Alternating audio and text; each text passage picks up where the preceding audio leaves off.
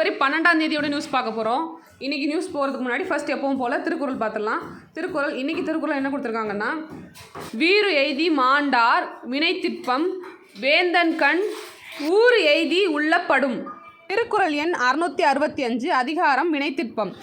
செயல்திறனால் பெருமை பெற்று உயர்ந்தவரின் வினைத்திற்பமானது நாட்டை ஆளும் அரசனிடத்திலும் எட்டி மதிக்கப்பட்டு விளங்கும். நியூஸ் பார்ப்போம். ஃபர்ஸ்ட் நியூஸ் என்னென்னா, ஃப்ரண்ட் பேஜில் நம்பகமான ஏஐ தொழில்நுட்பம் அவசியம் அப்படின்னு சொல்லிட்டு பிரான்ஸில் நடந்த மாநாட்டில் பிரதமர் மோடி பேசியிருக்காரு. இப்போ இது என்ன மாநாடு அப்படின்றத பார்ப்போம். இப்போ ஏஐயோட யூசேஜ் அதிகமாகிட்டே இருக்குது. அதை சார்ந்த ஃபர்ஸ்ட்டு மாநாடு நடந்திருக்கு. இன்டர்நேஷ்னல் லெவலில் அது நடந்திருக்கு. பிரான்ஸ் தலைநகர பாரிஸில் முதலாவது சர்வ செயற்கை நுண்ணறிவு செயல் உச்ச மாநாடு நடந்திருக்கு. செவ்வாய்க்கிழமை நடந்திருக்கு. பிரான்ஸ் அதிபர் இமானுவேல் மேக்ரனோட சேர்ந்து பிரதமர் மோடியும் தலைமை வச்சிருக்காரு. அப்போ நடந்த உரையில் செயற்கை நுண்ணறிவு தொழில்நுட்பமானது நமது அரசியல், பொருளாதாரம், பாதுகாப்புக்கு மட்டுமின்றி சமூகத்தையும் மறுவடிவமைத்து வருகிறது அப்படின்றத சொல்லியிருக்காரு. 21ஆம் நூற்றாண்டில் மனித குலத்துக்கான குறியீட்டை ஏஐ ரொம்ப இம்பார்ட்டன்றதை இந்த மூலமாக ஒரு ஸ்பீச் மூலமாக சொல்லியிருக்காரு. இதோட பாசிட்டிவ் சென்ஸ் என்னெல்லாம் இருக்கோ அதெல்லாம் நம்ம கொண்டு போகணுன்றதை பற்றி பேசியிருக்காரு. அதே மாதிரி அந்த பேக்ட்ராப்ஸ்லாம் சொல்லியிருக்காரு. நிறையா ஃபேக்காக பிக்சர்ஸ்லாம் க்ரியேட் பண்ணுறாங்க இல்லையா, அதெல்லாம் தடுக்கணும், அதுக்கு தடுக்கிறதுக்கு ஒரு நடவடிக்கை எடுக்கிற மாதிரி பண்ணணும்னு சொல்லியிருக்காரு. சொல்லிவிட்டு அடுத்த ஏஐ மாநாடு இந்தியாவில் நடக்கிறது அவர் விருப்பம் தெரிவிச்சிருக்காரு. அப்புறம் நம்ம ஃப்ரான்ஸோட நிறைய நம்ம திட்டங்கள்லாம் சைன் பண்ணியிருக்கோம். இருதரப்பு பேச்சுவார்த்தை நடைபெற்று அப்போது புத்தாக்கம், போக்குவரத்து தொடர்புகள், தூய எரிசக்தி உட்பட பல்வேறு பரஸ்பர ஒப்பந்தங்கள் வலுப்படுத்தியிருக்காங்க. பிரதமர் மோடி 6வது முறையாக ஃப்ரான்ஸ் வந்திருக்கிறது குறிப்பிடத்தக்கதுன்னு கொடுத்துருக்காங்க ஃபைனலாக. நெக்ஸ்ட் நியூஸ் போகலாம். வாக்குப்பதிவு இயந்திர தரவுகளை அழிக்கக்கூடாதுன்னு தேர்தல் ஆணையத்துக்கு உச்சநீதிமன்றம் உத்தரவு போட்டிருக்காங்க. இப்போ இந்த பழுது பார்க்குற டைமில் அதில் இருக்க அந்த தரவுகளை அழிக்கிறது இல்லை எடிட் பண்ணுறது அந்த மாதிரி விஷயங்கள்லாம் செய்யவே கூடாது அப்படின்னு சொல்லிட்டு கண்டிப்பாக உச்சநீதிமன்றம் சொல்லியிருக்காங்க. அது ஒரு உத்தரவாக பிறப்பிச்சிருக்காங்க. நெக்ஸ்ட் நியூஸ் என்னென்னு பார்த்தீங்கன்னா, பெசன்ட் நகர கடற்கரையில் மாற்றுத்திறனாளிகளுக்கு ரசிக்கிற வகையில் ஒரு புதிய வசதி ஏற்படுத்தியிருக்காங்க. என்னென்னா, ஒரு பலகை மாதிரி அந்த கடற்கரையில் நடந்து போகிறதுக்கு அந்த அவங்களோட 4 சக்கர அந்த நாற்காலி வண்டியில் கூட அவங்க போகிற மாதிரி அவங்களுக்கு ஏற்ற மாதிரி அதுக்கு வசதி பண்ணி கொடுத்துருக்காங்க. ஒரு பெரிய மரப்பலகையை மணல் பரப்பில் பிரத்யேக மரப்பலகையை அமைக்கப்பட்டிருக்காங்க. மாற்றுத்திறனாளிகள் மட்டும் இல்லாமல் வயதானவர்களும் இதை பயன்படுத்துகிறாங்க. இதை ஓப்பன் பண்ணியிருக்காங்க. இது ஒரு பகுதியாக சிங்கார சென்னை 2.0 திட்டத்தின் ஒரு பகுதியாக இதை கன்சிடர் பண்ணுறாங்க. பாதை 109,000 மீட்டர் நீளமும் 2.8 மீட்டர் அகலமும் கொண்டுள்ள பாதையாக அமைக்கப்பட்டிருக்குன்றது இதோட சிறப்பு.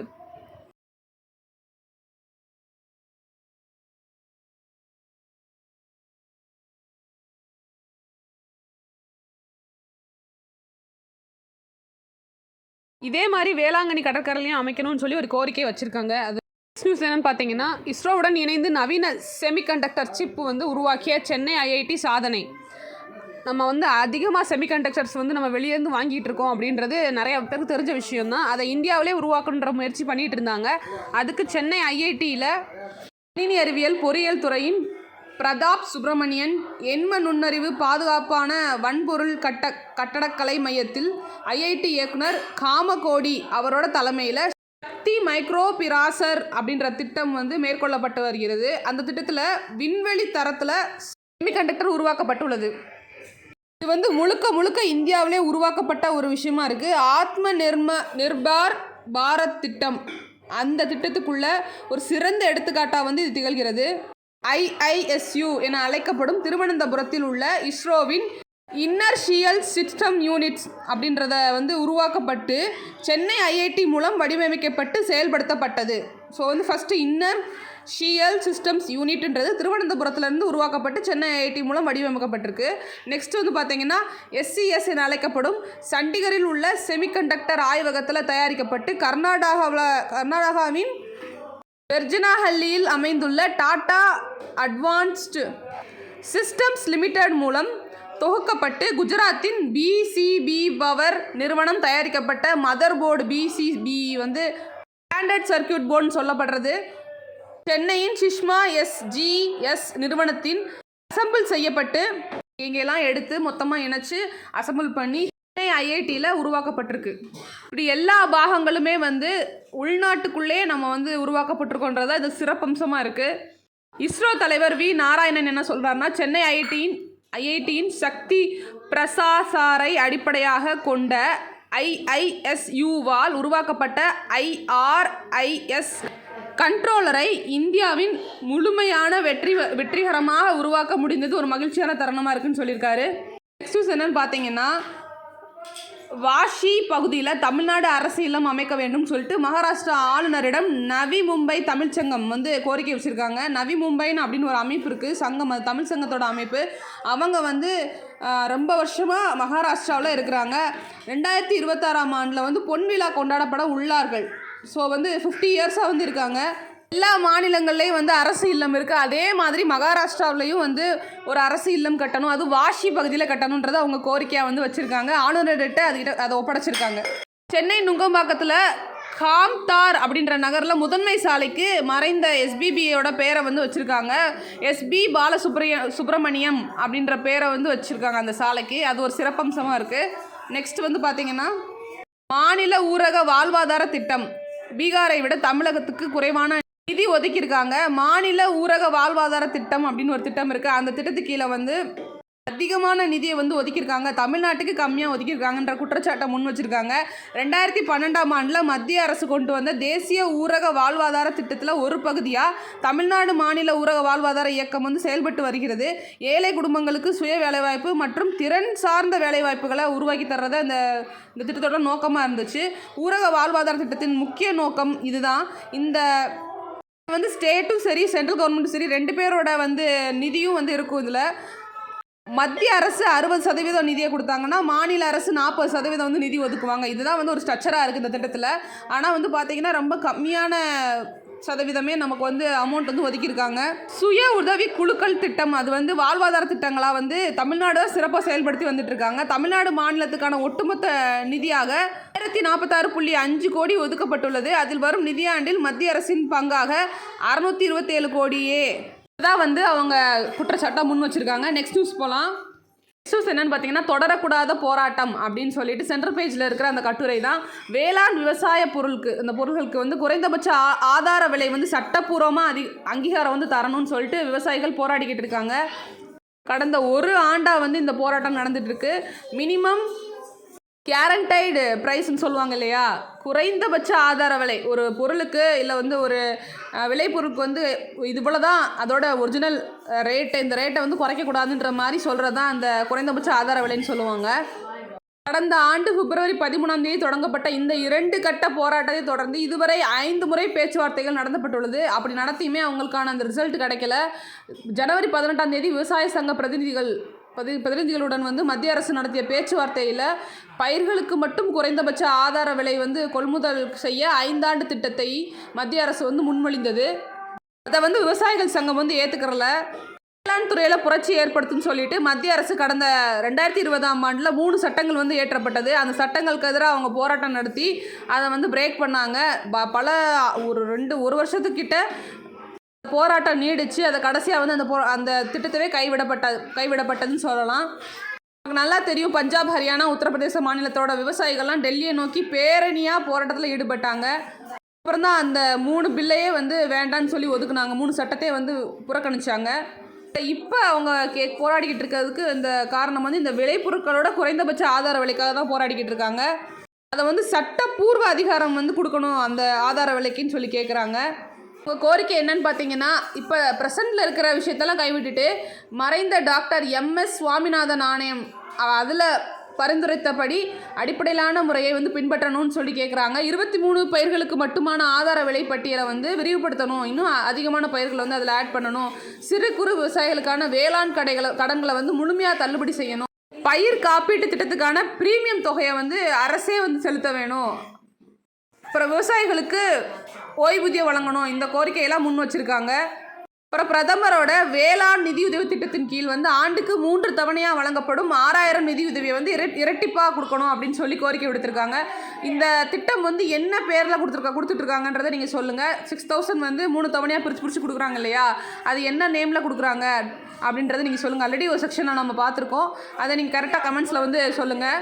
தான் அவங்களுக்கு வர வேண்டிய அந்த அமௌண்ட்லாம் வந்து ரெட்டிப்பாக ஆகணும்னு அவங்க நினச்சாலுமே 2000லேருந்து 3000 அந்த மாதிரி வழங்க தான் வாய்ப்பு இருக்கே தவிர அது வந்து டபுள் ஆகிறதுக்கு எந்த வாய்ப்பும் இல்லை. 2025-26 ஆண்டு அந்த நிதிநிலை அறிக்கையில் கூட அதற்கான எந்த அறிவிப்பும் வந்து இடம்பெறலைன்றது சுட்டி காட்டியிருக்காங்க. இந்த இதில் கண்டிப்பாக அவங்களுக்கு ஒரு சொல்யூஷன் கிடைக்கும்னு எல்லாருமே எதிர்பார்க்குறாங்க. ஏன்னா அவங்க போராட்டம் நடத்திட்டே இருந்தாங்கன்னா உற்பத்தி பாதிக்கும், வேலைவாய்ப்பு பாதிக்கும், பொருளாதாரம் வந்து நிலை மாறும், அந்நிய செலவாணி கையிருப்பு வந்து குறையும், விலைவாசி வந்து உயரும். அடுக்கடுக்கான காரணங்களை கூறி என்ன விலை கொடுத்தாவது அந்த போராட்டத்துக்கு முடிவு கொண்டு வந்துருவாங்கன்னு சொல்கிறாங்க. 60% மக்கள் வந்து மக்களுக்கு மேலானவங்க வந்து வேளாண் துறை தான் சார்ந்திருக்காங்கன்றது மத்திய அரசு புரிஞ்சுக்கிறணும். உடனே ஸ்டெப் எடுக்காமல் இருக்கிறது வந்து ரொம்ப பாதிப்பாகுது, விவசாயிகளோட வேதனையை வந்து அடைய செய்யுதுன்னு சொல்லி போட்டிருக்காங்க. ஆனால் வந்து கவர்மெண்ட் சைடில் பார்த்தீங்கன்னா இன்டைரக்டாக இது வந்து ஒரு சட்டப்பூர்வமாக ஆக்க முடியாது இந்த குறைந்தபட்ச ஆதார விலைன்றது சொல்லிக்கிட்டே தான் இருக்காங்க. இன்டைரக்டாக எங்களுக்கு இது சட்டப்பூர்வமாக ஆக்கணும்னு சொல்லிட்டு அவங்க வந்து உறுதியாக இருக்காங்க விவசாயிகள். குறைந்தபட்ச ஆதார விலைன்றது உணவு பட்டியல் வந்து போட்டு அதுக்கு வந்து இப்போ உருளைக்கிழங்கு இருந்துச்சுன்னா அதுக்கு இந்த ரேட்டு தான் அப்படின்னு ஃபிக்ஸ் பண்ணிட்டாங்கன்னா சப்போஸ் வந்து அது ரொம்ப இல்லாத காலத்தில் வீழ்ச்சி அடைஞ்சாலும் கூட அதே விலைக்கு தான் வந்து வாங்க முடியும் அப்படின்றது ஒரு கண்டிஷன். அதை தான் வந்து ஃபார்மர்ஸ் வந்து கேட்குறாங்க. என்னதான் எங்களுக்கு வந்து லாஸ் ஆனாலும் கூட எங்களுக்கான அந்த ஆதார விலை அடிப்படையாக ஒரு விலை கொடுங்க, அந்த விலைக்கு நாங்கள் வந்து வாங்கிக்கிற மாதிரி எங்களுக்கு நீங்கள் வந்து கொடுங்கன்றதை கேட்குறாங்க அவங்க சைட்ல இருந்து. இந்தியாவின் எரிசக்தி துறையில் எண்ணற்ற வாய்ப்புகள் வந்து இருக்கு, முதலீட்டாளர்களுக்கு பிரதமர் மோடி அழைப்பு. இது அடுத்த நியூஸ். ஆல்ரெடி நம்ம கவர்மெண்ட் வந்து டார்கெட் பண்ணியிருக்காங்க 2030 ஆண்டுக்குள்ள 500 ஜெகாவாட் புதுப்பிக்கத்தக்க எரிசக்தி உற்பத்தி திறன் வந்து நம்ம கொண்டு வரணும். அதோட ஆண்டுதோறும் 50 லட்சம் டன் பசுமை ஹைட்ரஜன் உற்பத்தி செய்யணுன்றதை இலக்காக வச்சுருக்காங்க. வந்து 500 ஜெகாவாட் வந்து நம்ம வந்து உற்பத்தி செய்யணுன்றது இலக்கு. அதோடு சேர்த்து 50 லட்சம் டன் பசுமை ஹைட்ரஜன், இதுதான் வந்து முக்கியம். இந்திய எரிசக்தி வாரம் 2025 சர்வதேச கண்காட்சி வந்து டெல்லியில் நடந்துட்டு இருக்கு. யூசோ பூமி மாநாடு அரங்கில் வந்து செவ்வாய்க்கிழமை தொடங்கப்பட்டது. 4 நாட்கள் நடைபெறும் இந்த கண்காட்சியில் சர்வதேச முதலீட்டாளர்கள் வந்து வர்றாங்க இன்வெஸ்ட் பண்ணுறதுக்கு. துறையில் வந்து புது முதலீட்டாளர்களோட எண்ணற்ற வாய்ப்புகள் வந்து அதிகமாக இருக்குன்னு சொல்லியிருக்காரு. சர்வதேச முதலீட்டாளர்கள் வந்து பயன்படுத்தி கொள்ளணும்னு சொல்லிட்டு கூப்பிட்றாரு எல்லாரையுமே மோடி. 21ஆம் நூற்றாண்டில் வந்து இந்தியாவுக்கு சொந்தம் என்று உலகெங்கிலும் குரல் ஒலிக்கிறது. இந்தியா தனது வளர்ச்சியை மட்டுமல்லாமல் உலகின் வளர்ச்சியையும் இயக்குகிறதுன்னு சொல்லியிருக்காரு. வளர்ச்சியடைந்த இந்தியாவை வந்து உருவாக்குறதுக்கு அடுத்த 20 ஆண்டுகள் வந்து முக்கியமானதுன்னு குறிப்பிட்டிருக்காரு. ஸோ வந்து 2030 ஆண்டுக்குள்ளே 500 ஜெகாவாட் வந்து புதுப்பிக்கத்தக்க எரிசக்தி உற்பத்தி திறன் வந்து நம்ம இலக்காக வச்சுருக்காங்க. இந்திய ரயில்வேயில் வந்து கரியமில்லா வாயு உமிழ்வு இல்லாத நிலையை அடைதல் அப்படின்றது டார்கெட்டாக இருக்குது. ஆண்டுதோறும் 50 லட்சம் டன் பசுமை ஹைட்ரஜன் வந்து உற்பத்தி செய்யணும், இதெல்லாம் வந்து இலக்காக வச்சுருக்காங்க. சோலார் எனர்ஜியை பொறுத்தவரை கடந்த 10 ஆண்டுகளில் 32 மடங்கு வந்து அதிகரிச்சிருக்கு. நம்ம தான் 3rd பெரிய கண்ட்ரியாக இருக்கோம் சூரிய மின்சக்தியை வந்து உற்பத்தி பண்ணுறதுல. எரிபொருள் அல்லாத எரிசக்தி திறனை வந்து 3 மடங்கு அதிகரிச்சிருக்குது நம்ம தான். இதான் வந்து பாரிஸ் ஒப்பந்தத்தில் வந்து இலக்குகளாக சொன்னது, அதை வந்து நம்ம எட்டியிருக்கோம். அதே மாதிரி 19% உள்ள எத்தனால் கலப்பு வந்து அக்டோபருக்குள் 20% வந்து இலக்கு எட்டும். அதே மாதிரி வண்டல் மண் படுக்கையில் ஹைட்ரோ கார்பன் அந்த வளங்கள் வந்து அதிகமாக இருக்குது, அதை வந்து எடுத்து கரெக்டாக யூஸ் பண்ணணும். அதுக்கான வந்து ஒரு ஆராய்ச்சியும் வந்து மேற்கொண்டுட்ருக்காங்க. அப்புறம் வீட்டோட மேற்கூரையில் வந்து சூரிய மின் உற்பத்தி வந்து செய்கிறத அந்த திட்டத்தை அதிகப்படுத்தியிருக்காங்க. வள்ளலார் சர்வதேச மைய பணிகள் மீண்டும் தொடக்கப்படும், அமைச்சர் சேகர் பிரபு சொல்லியிருக்காரு. கடந்த 2023 ஆண்டு அக்டோபர் 5ஆம் தேதி வந்து ஒரு மதிப்பீட்டில் வள்ளலருக்கு சர்வதேச மையம் வந்து அமைக்கிற பணி வந்து அரசாணை வெளியிட்டாங்க.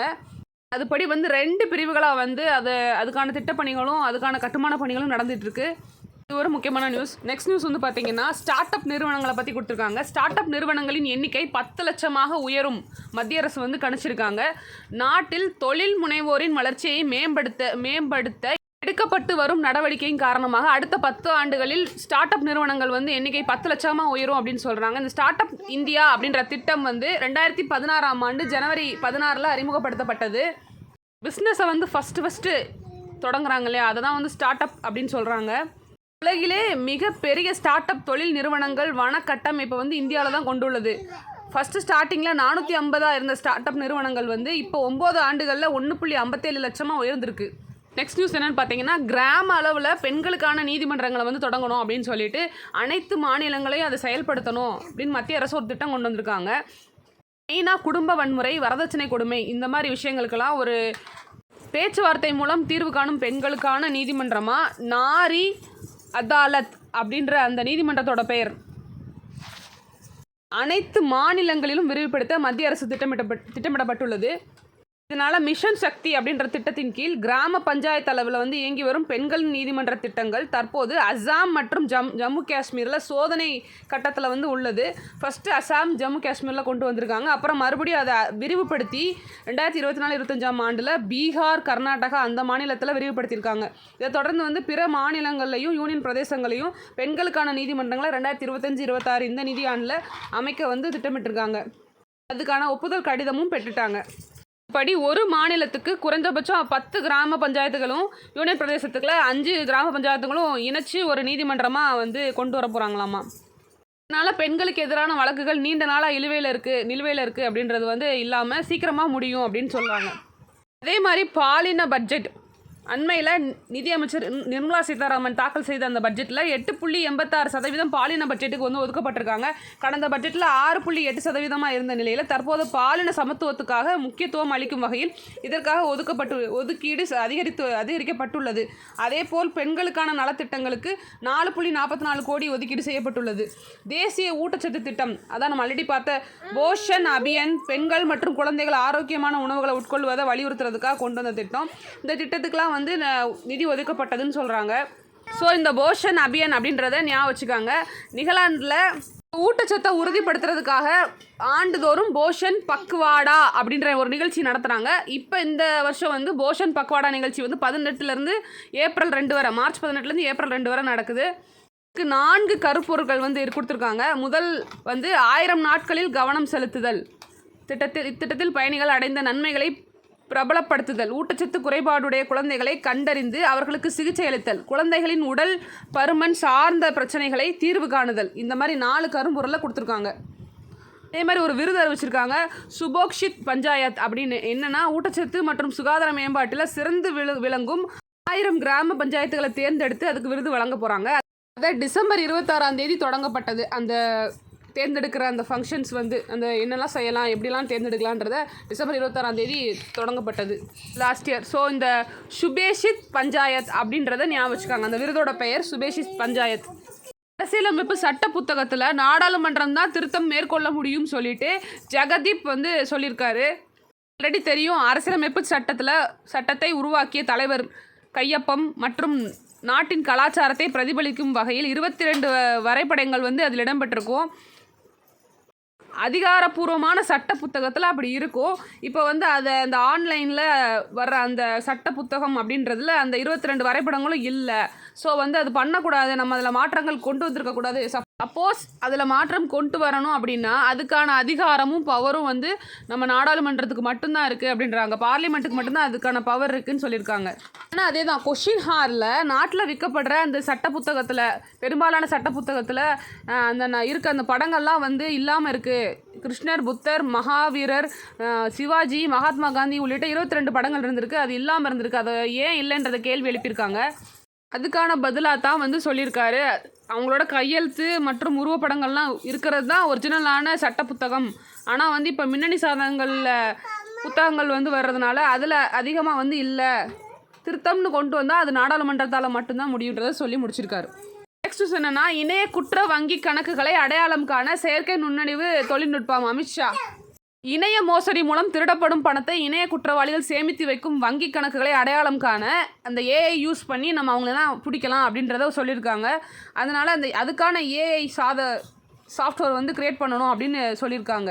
வந்து இணைய குற்ற ஒருங்கிணைப்பு கண்டுபிடிச்சிருக்காங்க. எவ்வளோன்னா, தேசிய பாதுகாப்பு காரணங்களுக்காக இதுவரை 805 கைபேசி செயலிகளும் 3266 வலைத்தளங்களும் வந்து தடை செய்யப்பட்டிருக்காமா.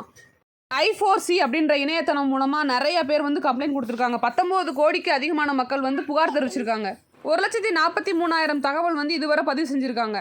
இந்த இணைய மோசடியை புகார் தெரிவிக்கிறதுக்காக நமக்கு ஒரு உதவி எண் சொல்லியிருக்காங்க. அது 1930 அந்த உதவி எண்ணோட நம்பர். நெக்ஸ்ட் நியூஸ் என்னன்னு பார்த்தீங்கன்னா, அரசு வாங்கும் மொத்த கடன் தொகையும் மூலதன செலவுக்கு தான் நாங்கள் ஒதுக்குறோம் அப்படின்னு சொல்லி நிர்மலா சீதாராமன் சொல்லியிருக்காங்க. ஒரு கவர்மெண்ட் ரன் பண்ணுறதுக்கான செலவுன்னு ஒன்று இருக்கு இல்லையா, அதுக்கு தேவையான செலவுக்கு தான் அதிகமான அந்த கடன் வந்து தொகை போகுதுன்றதை சொல்லியிருக்காங்க. பட்ஜெட் செக்ஷன் முடிஞ்சதுமே எப்போவுமே அந்த பட்ஜெட் ரீதியான விவாதங்கள் வந்து நடக்கப்படும். அந்த விவாதத்தில் வந்து கேட்ட கேள்விகளுக்கு தான் பதில் சொல்லியிருக்காங்க. அடுத்த நிதியாண்டில் நம்மளோட பற்றாக்குறை ஜிடிபி 4.4 இருக்கும்னு கணிச்சிருக்காங்க. நமக்கு தெரிஞ்ச நியூஸ் தான். உத்தரகாண்டில் நடக்கிற 38வது தேசிய விளையாட்டுப் போட்டியில் மறுபடியும் தமிழகத்துக்கு 3 தங்கம் கிடச்சிருக்கு. பிரவீன், லோஹித், லக்ஷ்மி, ஈஷா நிதி இவங்களுக்கு எல்லாத்துக்குமே வந்து தங்கம் கிடச்சிருக்கு. ஆடவர் மும்முறை உயரம் தாண்டுதல் பிரவீனும், டென்னிஸ் விளையாட்டு கலப்பு விளையாட்டு இரட்டையர் போட்டியில் வந்து ஜெயிச்சிருக்காங்க அவங்க லோகித்தும் லக்ஷ்மியும். வாள்வீச்சில் ஒரு தங்கம். இப்போவும் வந்து 6th பிளேஸில் நம்ம நீடிக்கிறோம். நெக்ஸ்ட் நியூஸ் என்னன்னு பார்த்தீங்கன்னா, சேவைகள் துறையில் 2 ஆண்டுகள் காணாத மந்தம், அதாவது சர்வீஸ் செக்டாரில் ரொம்ப மந்தமாக போயிட்டு இருக்கிறத ஒரு அலாம் நியூஸ் மாதிரி கொடுத்துருக்காங்க. ஒரு ஆய்வு நிறுவனமான HSBC அப்படின்ற நிறுவனம் வெளியிட்ட அறிக்கையின்படி BMI கடந்த ஜனவரி 2024 அப்போ இருந்து இப்போ வர ஸ்டெப் பை ஸ்டெப்பாக அப்படியே குறைஞ்சு ரொம்ப கம்மியான ஒரு நம்பர்ஸில் வந்து நிற்கிது. ரிப்போர்ட்டில் என்ன சொல்ல வர்றாங்கன்னா, 50% மேலே இருந்தால் அது ஆரோக்கியமான போக்கும், 50% கீழே இருந்தால் அது வந்து பின்னடைவுன்னு சொல்லியிருக்காங்க. இப்போ வெறும் 42 தான் இருக்குது நமக்கு குறியீடு. ஸோ ரொம்ப வந்து மோசமான ஒரு சர்வீஸ் செக்டர் போயிட்டுருக்கிறது இது மூலம் நம்ம தெரிஞ்சுக்க முடியுது. அவ்வளோதான். இதுதான் 12ஆம் தேதியோட நியூஸ். தேங்க்யூ.